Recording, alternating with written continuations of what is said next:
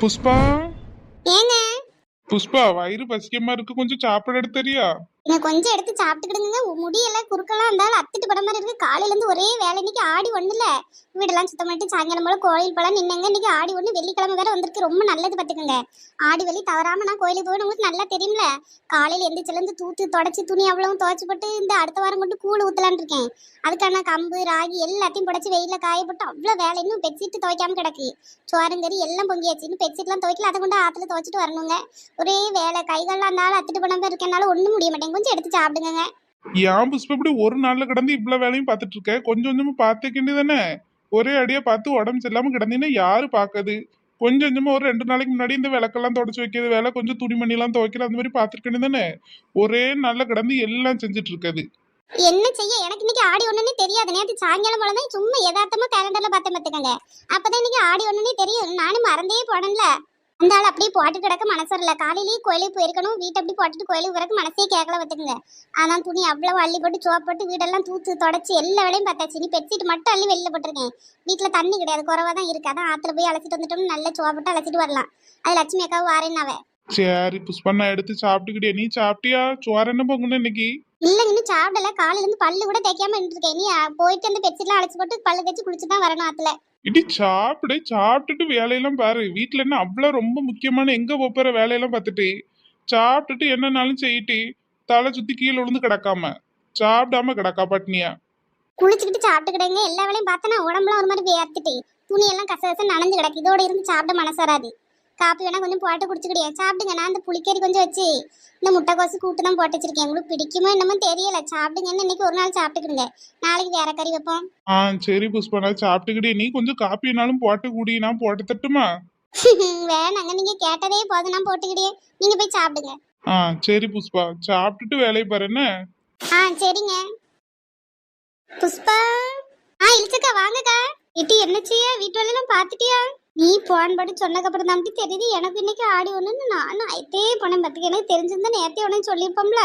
நீ காலையில எந்திரிச்சு பார்க்க நமக்கு கூட தெரிய மாட்டேங்க. ஊர்க்கறி அவ்வளவு பேருக்கும் தெரிஞ்சிருக்கு பார்த்துக்க. மாட்டு சாணி ஒரு துளி கூட இல்லாட்டி அவ்வளவு பேரும் கடத்தி கொண்டு போயிட்டாளுவ. அல்லாத நாள்ல எல்லாம் ஒரு நாள் அள்ளி பொடியாது கூட நேரம் இருக்காது, அப்படி கிடக்கும். இப்ப வர ஒரு சாணி இல்லாம அவ்வளவும் வலிச்சிட்டு போயிட்டாளுவ. அப்படியாக்கா? சரி, நானும் கொஞ்சம் எடுத்து சாயங்காலம் போல கோலம் போட்டுட்டு கோயிலுக்கு போலான்னு நினைச்சேனே. மாடு போட்டாதான் புஷ்பா ஒரு சாணி கிடையாது, அவ்வளத்தையும் தரக்கிட்டு போயிட்டாளுவ. ஐயா நீ என்ன செய்யாது? சரிக்கா, வீட்டெல்லாம் பாத்துட்டீங்களா? பாத்துட்டேன் புஷ்பா. இன்னைக்கு அவியலும் கொஞ்சம் உதவியெல்லாம் பண்ணாவ. பாத்திரம்னு அள்ளி போட்டுன்னு அவியதான் கழுவுன. அவ வெளியில இருந்து கழுவுறதுக்கு வைக்கப்பட்டுட்டு வீட்டுள்ளே அள்ளி போட்டு பின்னாடி இருந்து கழுவிட்டு கிடந்தாவ. நான் எல்லாம் தூத்து தொடச்சு போட்டேன். சோறு அவியதான் அடுப்பில் போட்டாவளா, கறியை மட்டும் கொஞ்சம் போல வச்சு கொடுத்துட்டு வந்துட்டேன். இனி மாட்டெல்லாம் பால் பிச்சது கொண்டு விடியதெல்லாம் அவிய பார்த்துக்கிறேன்னு அவ. எல்லா வேலையும் ஒரே ஆளாக பார்த்தோம்னா கை காலெலாம் ஒன்றும் முடிய மாட்டேங்குது. நம்மளுக்கு என்ன வயசாக திரும்புது. எப்போ இருந்து வேலை பார்த்துட்டே தான் இருக்கும். வயசுக்கு வந்ததுலேருந்து வீட்டில் அங்கே வேலை இங்கே வேலை, பெற்ற வீட்லேயும் வேலை, கட்டி கொடுத்த வீட்லேயும் வேலைன்னு வேலை பார்த்துட்டே தானே இருக்குது. ஒரு நேரம் ஓய்வு கிடையாது.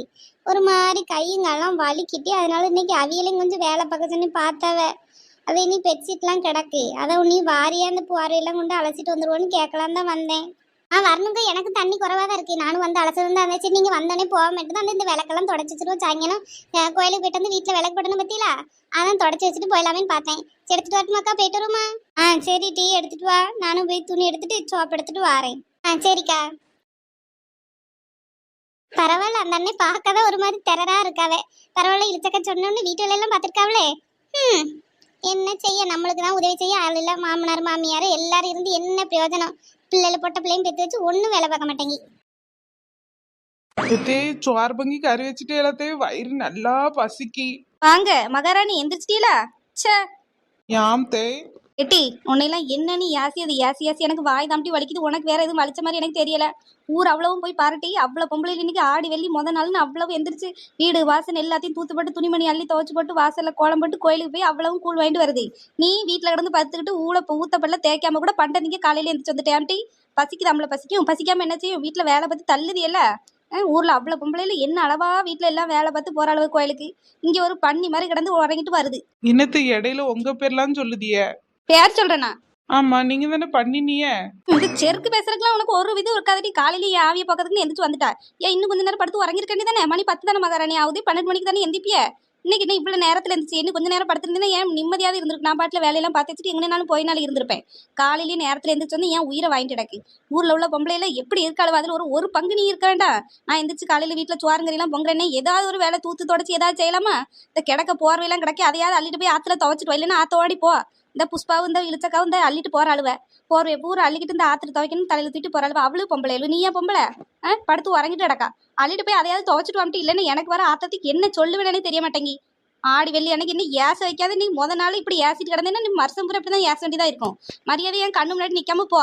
உங்களுக்கு இப்ப போர்வை மொத்தம் துவைச்சு தரணும், சோப்பிட்டு தரணும், அவ்வளவுதான். அது சொன்ன போதும்ல, அதுக்கு எதுக்கு உங்க பேரை சொல்லுதியே, கோவப்படுதியே, சண்டை போடுதியே? எனக்கு பசிக்கு நான் பல்ல தேய்ச்சி சாப்பிட்டுட்டு அவளை போறேன் அள்ளிட்டு போறேன். என்ன உங்களுக்கு என்ன பார்க்க முடியலன்னா கொஞ்ச நேரம் திரும்பி இருந்துக்கிடுங்க. ஆனா நீ எல்லாம் சூடில்லாத கழுத. இதை சாப்பிடும் போது நொய் நொய்ங்க அதிகத்தை எனக்கு செரிக்கவே செய்யாது.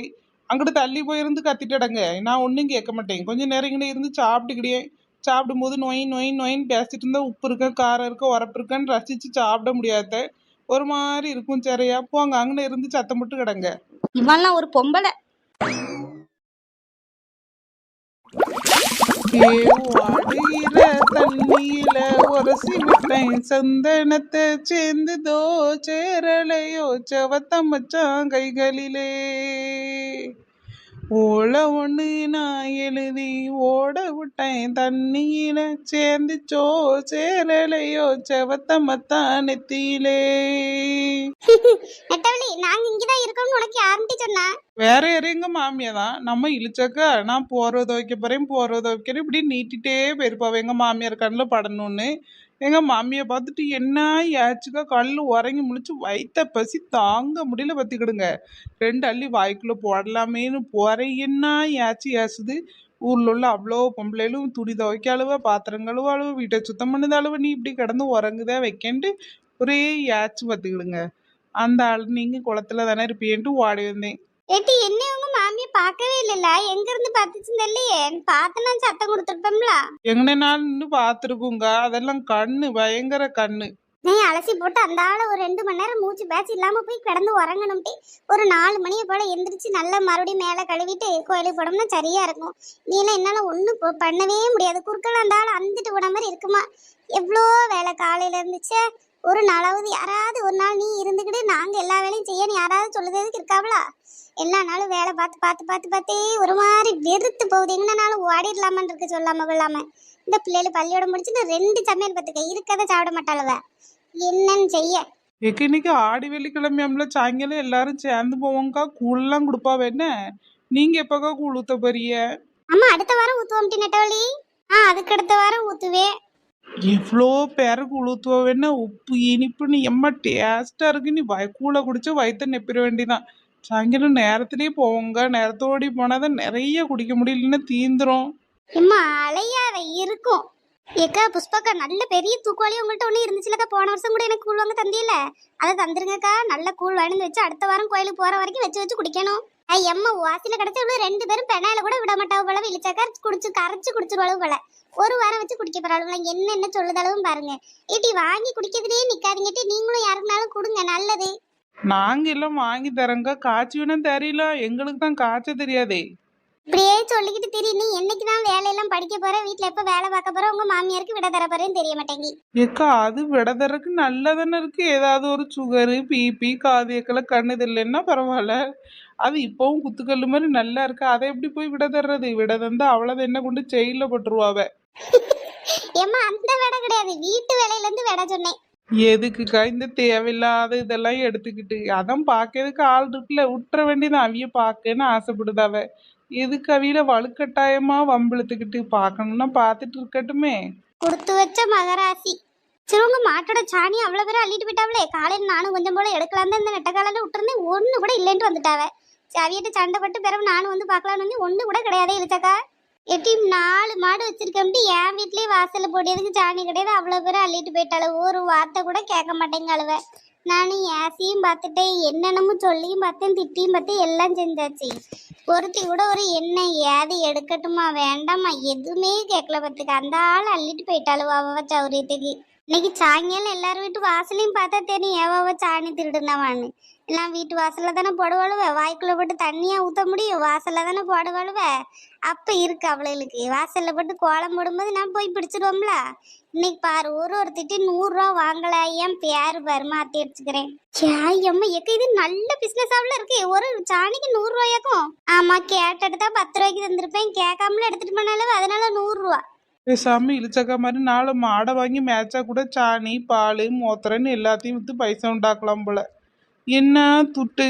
எல்லாம் செஞ்சு பார்த்தாதான் தெரியும். மாட்டை வாங்கி மேய்ச்சி பாரு, அப்பதான் தெரியும் அதுல உள்ள கஷ்டம்லாம் என்னன்னு. சும்மா பாக்கிறதுக்கு அப்படிதான் இருக்கும், நிறைய துட்டு சம்பாதிக்க மாதிரி. அது ஒரு உடம்பு இல்லாம போயிட்டுனா எவ்வளவு கஷ்டம் தெரியுமா? அதை சாப்பிட டெய்லி மேய்ச்சி பால் கறந்து அதை கொண்டு போய் வித்து எவ்வளவு கஷ்டப்படுதுன்னு அவி செய்யறதுக்கு தான் தெரியும். சின்ன 2 பெட்ஷீட் இருக்கு, இதை கொண்டு போட்டுட்டு அதை எடுத்துட்டு வரேன். துவச்சு போட்டு வீட்டுல போய் ஒரு 2 மணி நேரம் கம்முன்னு படுத்துருந்தாதான் எனக்கு ஆவியே வருமா. சாயங்காலம் கோவிலுக்கு போறக்குள்ள ஆவி இல்லைன்னா அப்படி செத்துருவோம் போல. அப்படி உடம்புலாம் புண்ணா வலிக்கு. சே, ஒரே அடியே சுத்தம் பண்ணாம இருக்கவும் மனசு வர மாட்டேங்குது. அப்படியே கோயிலுக்கு போகலான்னு தான் நினைச்சேன். வீடெல்லாம் அப்படியே போட்டுட்டு போறக்கு எப்போ மத்தாலும் மீன் கறி வைக்காம வீடெல்லாம் அவ்வளவு அப்படியே ஆவாம போட்ட பிறகு மனசே கேட்க மாட்டேங்கி. அதை எல்லாம் தூத்து தொடச்சு பாத்திரம்லாம் கழுவி போட்டு சோறு பங்கி துணியே அவ்வளவு லோடு கணக்குல ஆயிட்டு அதெல்லாம் அலசி போட்டு ஒரே குறுக்கெல்லாம் வலிக்கு. எம்மா நீங்க பார்த்த வேலையில எல்லாம் சொன்னாலே எனக்கு தலையெல்லாம் அப்படியே சுத்துற மாதிரி இருக்கு. போதும்போது நிப்பாட்டிட்டு போய் அடுத்த பெட்ஷீட் எடுத்து அலசுங்க. பாவம் வெயிலுக்குள்ள எங்களாலேயும் இருக்க முடியல. உன்னை யார் இப்ப இங்க வர சொன்னா? வீட்டுல எங்க மாமிய தொல்லை தாங்க முடியலக்கா, அதான் அந்த ஆளு இங்கனாலும் வந்து இருப்பமேன்னு ஓடைந்துட்டேன். நீ கொண்டு பெட்ஷீட்டை நினைச்சு போடமுட்டி, போகும்போது கொண்டு போலாம்ல. நினைப்பேன் நீங்க ஃபர்ஸ்ட் துவைச்சு போடுங்க. சோப்பு எடுக்காம வந்துட்டேன், அதான் புஷ்பாக்க துவைச்சு முடிச்சோன்னே அவைய சோப்பு வாங்கி சோப்பு ஓடிங்க. சோப்பு கூட எடுத்துட்டு வராம வந்திருக்கா துவைக்கிறதுக்கு.